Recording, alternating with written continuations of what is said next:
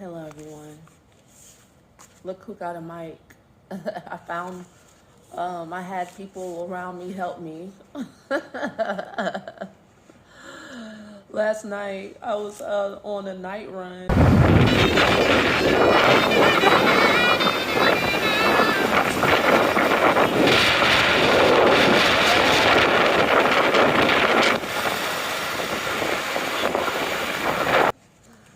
Looking for an electronics store that would not overcharge me. And today, I went to a shop and they actually charged me even cheaper. And that's because I segment intended today. Like I wrote down the price that I wanted to pay. And while I was walking to the electronics store that one of the people here helped me find last night, I got a pang, intuition to turn to the right and go to that place over there. Lo and behold, I basically paid the same price for this that I would have paid if I was in America, which is a blessing because sometimes you get tired of being overcharged just because you're not the same nationality. But today,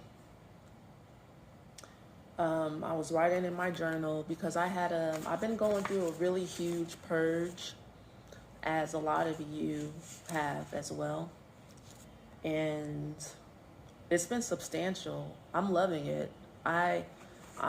This is the type of freedom I've been waiting for on the inside. And the more free I become, the more excited I am to offer the opportunity for others to experience the same freedom within. Because freedom truly does come from within. You can't find it in relationships with other people. Your true relationship is with energy. And that's what I'm talking about a lot in my book that's going to be released in November. Your mood is what you got. I love the title of the book. I love the meaning behind that. It is truly the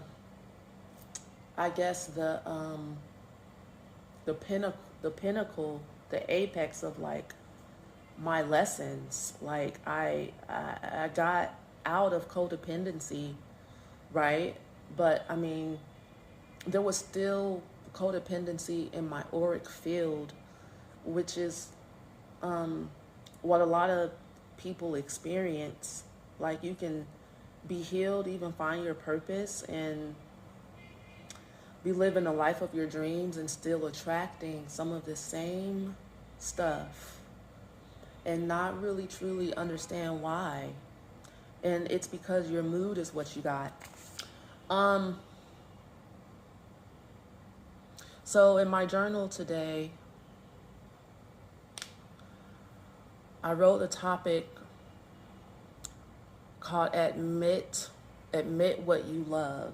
Admit what you love. Admit what you love. Admitting what you love is admitting what you're giving your energy and attention to. Because whatever it is that you are focused on, you're going to absorb it and it's going to possess you. And for most people, whatever possesses them, they think it is them. They become attached to it. Even if it's something that makes them uncomfortable or something they say they don't want, they'll stand up for it and defend themselves against keeping it, when it's really that energetic possession that's standing up for itself and doesn't want you to let it go. But in my journal, I wrote, I love pain, pressure, hurt, agony, despair. I focus on it, and I have. in some of my relationships, because this journal entry is about me letting go of some of the last fragments of relationships that I didn't even know I was still holding on to on the inside, like considering people family that don't consider me family, or they don't treat me like that, or they would use that language in order to manipulate me if they had the opportunity, but they don't know how to treat me like what I would consider like family. And I also want to say it's okay to love. I'm not saying that I regret loving anyone, because that's why I'm blessed, because I feel love. Thank you. What's this? It's nuts. Sweet. Let me see. Local. Ooh, Yes. okay. Thank you. Thank you, Dee. Okay. Oh, this is dates. Oh, you call. Oh, I don't know it. What call? I don't know it. It's good. Very sweet. You know what? Last night I was hanging out with some people, and they make a drink out of this. Oh. And it's nasty Yeah. to me. But I like eating this though. Oh yeah, I also just like eating it. Well, y'all about to go eat dinner? You about to go eat? You about to eat dinner? Are you about to eat? Eat? Oh, dinner? Mm-hmm. Oh, I just want to go out. Oh, you about to go out? Okay. Yeah, just constant. Get some fresh air. I don't have dinner. Oh, okay. We'll see you later. See you later. See you. Sorry. Your English is very good. My English, I'm talking too fast. I'm sorry. So you will fast now. It's good. It's good. It's my problem.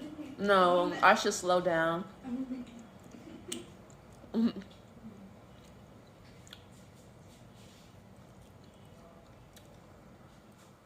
It's good.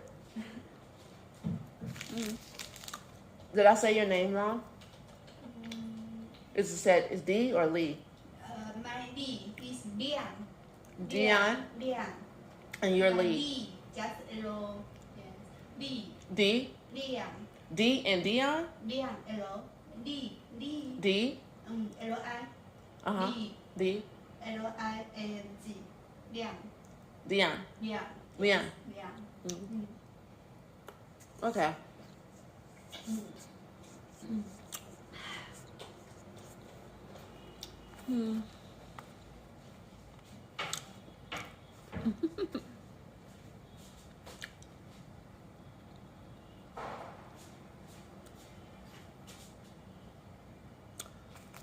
So after I wrote, I put I love pain, pressure, hurt, agony, and despair, and I focus on it. And I put, and it has shaped my mood. One of the things that I've been healing lately is, well, today, is understanding that whenever I give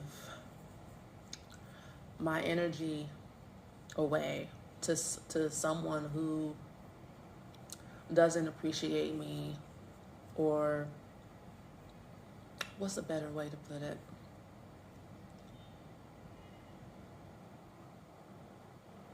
Basically, to an abusive type of person. Whenever or better yet, whenever I break my boundaries and I overlook how I feel, I'm learning that I eat that.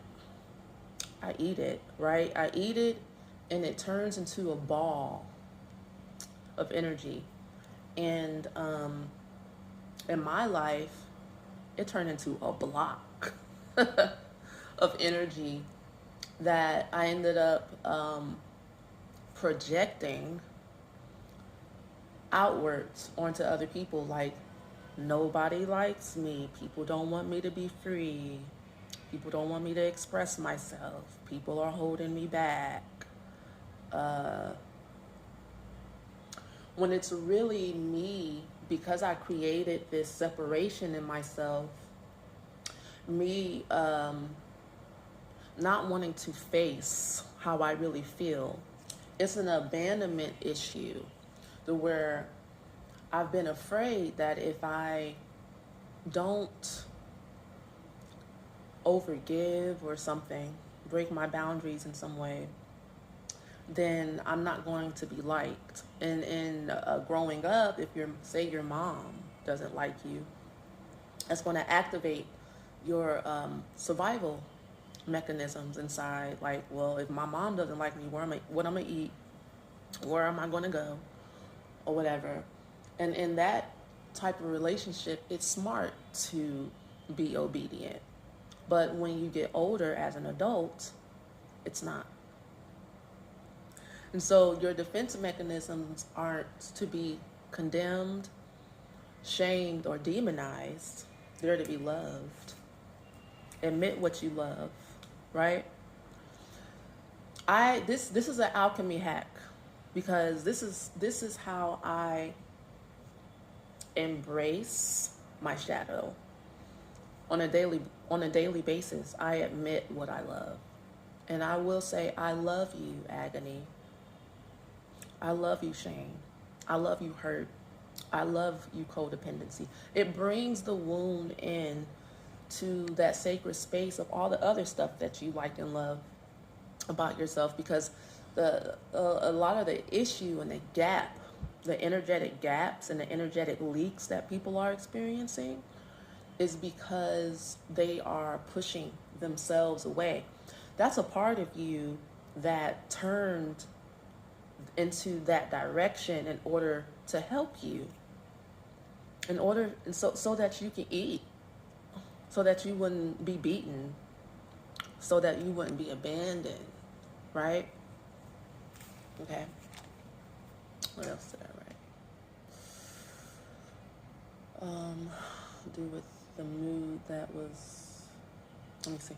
It has shaped my mood. The mood that I offered myself had to do with the mood that I was expected.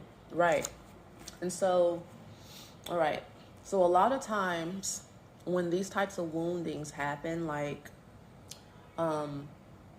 say you're maybe you grew up in this is extreme, but say you grew up in an alcoholic environment, and it was kind of coerced or suggested to you to drink at a young age, like maybe 10, 11, 12, 13. I know people like this.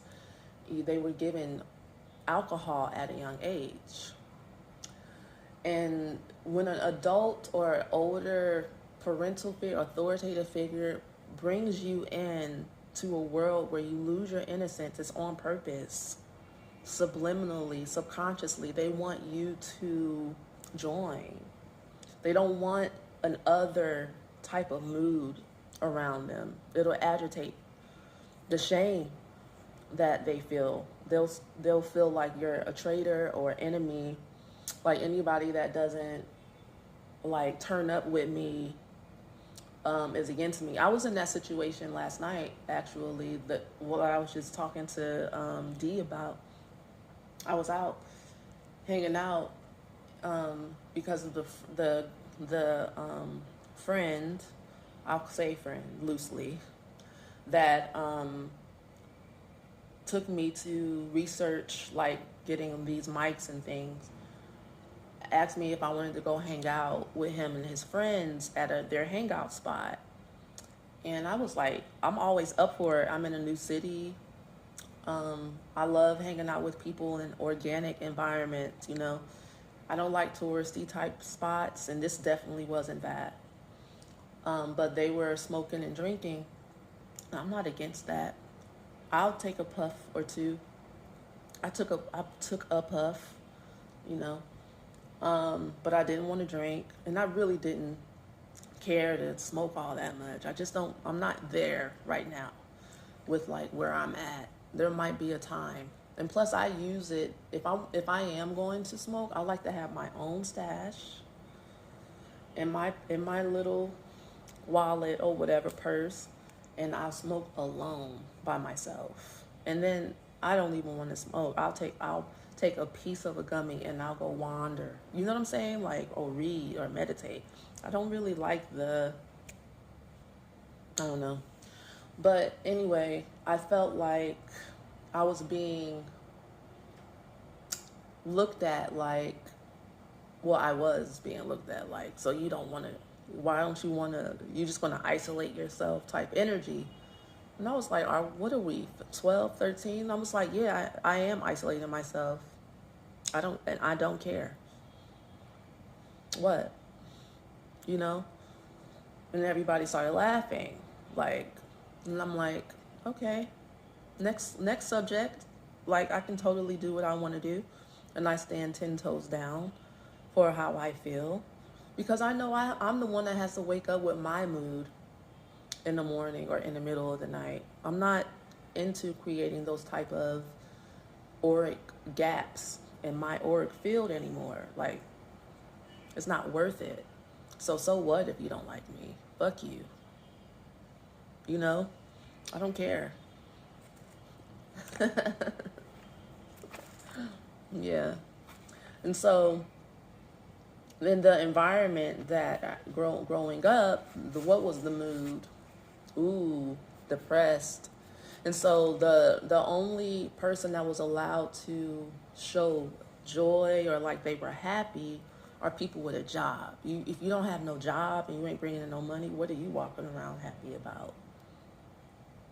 Like, you don't get to be free or be happy or like have a say or be like, I know it doesn't make sense. Like, scarcity, lack mindset never makes any sense. It's too much to ask, really. But that was the mood. Like, everybody else had to walk around with their head down, not confident. That was the mood. And so you have to find a way to cope with that and survive. And how you do that is you learn to love it somehow. You learn that that's love. You learn to love the people that are abusive towards you. It's a mixed feelings on the inside, you know. And these are the things that come up to be healed during trauma sessions, that soul retrieval sessions that I have with people. It's like keeping the love, transmuting and renegotiating your relationship with the parts that are conflicting, hurtful, and challenging. Let's see.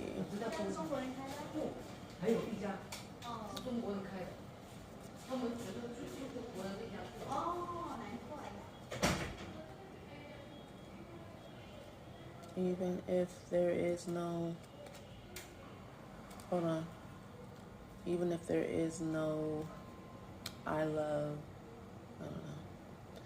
God, a part of me that wants to be able to impress. Oh, I started moving on towards other things. But that was, yeah, that's a big part of what I've been, like, allowing that block to come in, be held near and dear to me, letting other people have their feelings, grown ass people. Everyone is just as powerful as me. We all are all powerful, and people can hold their own. Nobody needs me to babysit them, hold their hand, and make sure that they feel good. I'm not going to do it. I don't want to do it. And if you do, or if I were to do things that I don't want to do, that will create this energetic separation within myself. And that is codependency, where you have an energetic separation within yourself, and you have an auric hole a hole in your aura. Every time you do what you don't want to do, you pay for it. Every time you aren't true to yourself or authentic and what you love, you know, or I mean, that's how you show what you love, like what you focus on and what you're paying attention to, right? So if what you're focused on and how you're focused on it is in alignment with wholeness, oneness, joy, peace, then it's going to create like all of these weird, energetic, topsy-turvy sensations inside of your body, mostly knots, twist, tightness, sluggish, slow energy that's draining, that makes you tired, you know, that attracts weird people, situations, reactions, and you could be totally blind to it, or you know it, but you don't know how to release it, be set free from it, let go of it. And that's the service I provide for people, like a spiritual doula, spiritual midwife, a mystic, you know, a way shower, a shadow walker, whatever you want to call me, a shaman, a medicine woman, you know, because I use whatever tools. I have lots of tools on my utility belt, like Batman, but the main thing is holding space. No judgment. No judgment. And my own personal lived understanding and experience, like I just shared with you. Like I never stop expanding. So I never stop learning. Like I'm going for it, whatever it is in my life. And because I don't have anything else to do. like what else do we have to do with our lives except do the things that we dream of and what we want to do? In the Patreon now, we have begun the fairy daydreaming training, is what it's called.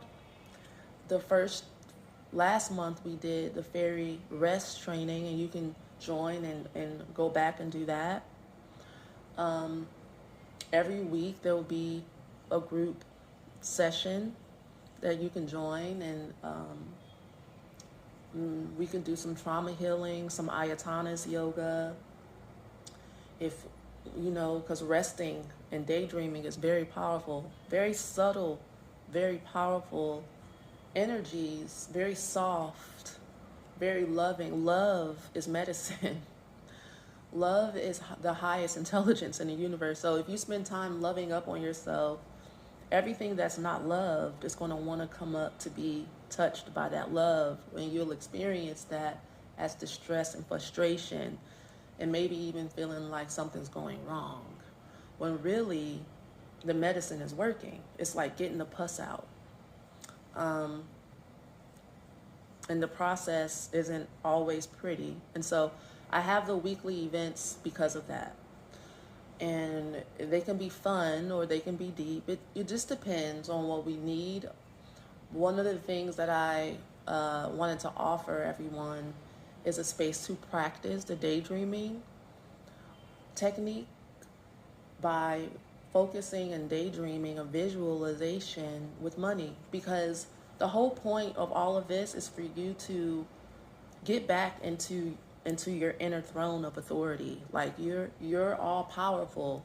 You can command life to do what you want it to do. And most people have gotten out of their zone and out of the way of knowing what that is inside of them, and then knowing how to use it. And so when I speak about these things. Everyone knows what I'm talking about, but if you look at your life, are you actually like utilizing those tools?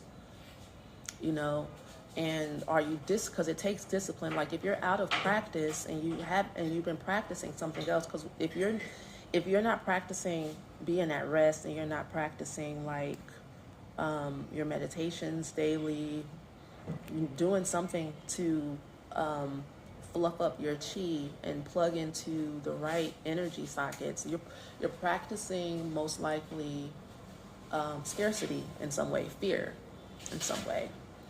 So because there's really only a couple of choices.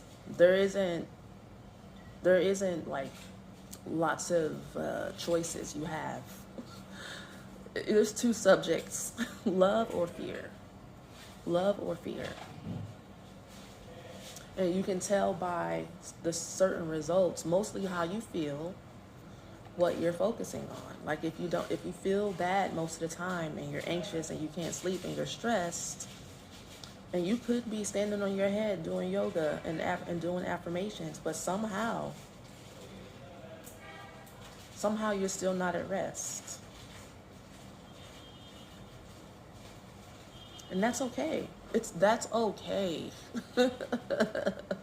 And it's mostly due to not going in deep enough into surrender and trust, because that takes practice, and it takes letting go. It's like, I think when I learned about rest, I don't think that I knew what it was all the way. I practiced rest for like a year and a half. I practiced 15 minutes of meditation a day, and then going and laying in my hammock, going to the beach every day, and for months. And then when I got to Morocco, I rested, like for real. Like spirit was like, lay down, because there was nothing else for me to say. Nothing else for me. There was nothing else there was nobody around to talk to. I was in a country. I wasn't in a big city area when I was in Morocco. I was in like a very quiet suburban type area. And my apartment was big and clean and beautiful. And I had rented it for a month. And I was standing around, and I was like, kind of like, I made it. I made it to where I want to be. And the spirit was like, yeah, now lay down, rest. And I was like, my luggage, they said, leave it. And I think I left it for like a week, because I didn't really move. I didn't turn on no music. I didn't turn on no movies. I literally just laid there, even if my eyes were open, and I let my body shake out all of the stress, shake out all of the fighting.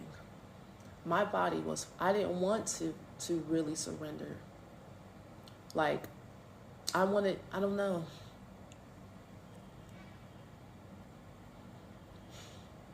I shook out all the worrying.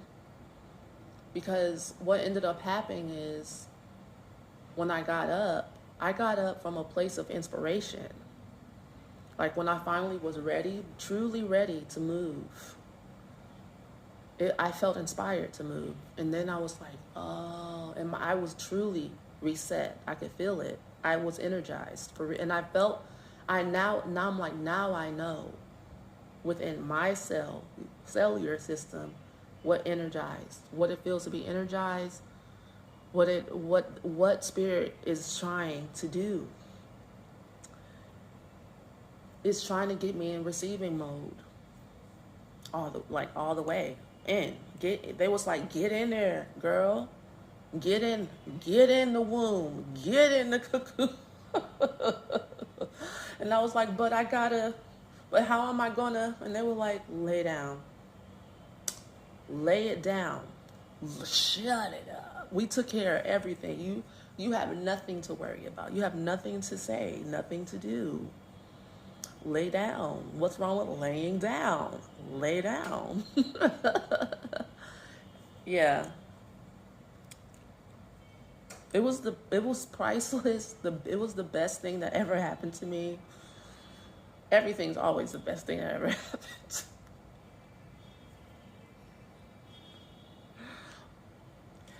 Anyway, I have preached to y'all. Hopefully I have fed your spirit. Like my spirit's always being fed. It's my favorite thing to do. Talk about these things, share. Even if it's just one person, you know, I know that I'm talking to titans, gods, goddesses, spiritual leaders, people that are, all they have to do is wake up in the morning and be themselves, and they're the light, you know, and people pay attention to you.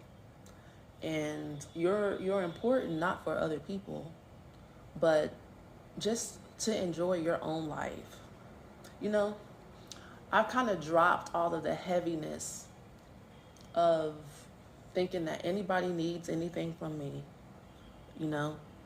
And the ego doesn't like that. The ego wants to be important. I'm important in God's eyes. Like the person that the beingness that I focus my gaze on is the person that if they took their gaze off me, I wouldn't exist. That's God. That's love. Like I'm focused on love. The intelligence of love, not the romance of love, but the intelligence of love. And that's the gates of heaven that I am always like expanding more and more into, opening up my cells, opening up my DNA, opening up my mind to all the possibilities, and letting go of the limitations of fear and lack. And so, you guys, if you want to contact me, my deets are in the description. I like my website now. I've worked on it a lot within the past couple of weeks, and it looks a whole lot better. It's kind of hard for me to. It's been hard for me to put into words what it is that I actually offer, because honestly, it's so individualized to whoever I'm talking to. Like, I literally know how to speak truth to power to wherever you're at in your process. And God's given me so many gifts that, you know, like if you come to me, I'm going to ask you if it matters to you what religion, what spirituality you practice, because I know about something about darn near everything. And I can speak to you in your language. That because what's most important is that you feel like you're in a safe space to heal, and not in a phony way because I'm trying to sell you something. It's so that you can connect to your own space in a way that's no judgment. That's basically the communication here. It's like, what's most important is that we get you into a space where you can become. And so whatever language it is, however it is that works for you and your nervous system and your inner world or whatever, you know, it's okay. Like, I don't throw the baby out with the bathwater. If Christianity is your language, okay, you know, because there's love in all of that. It doesn't matter how the powers that be set out to abuse or use or whatever. But we can take it all back and claim our power within all of it, which is the point I'm trying to make. Peace.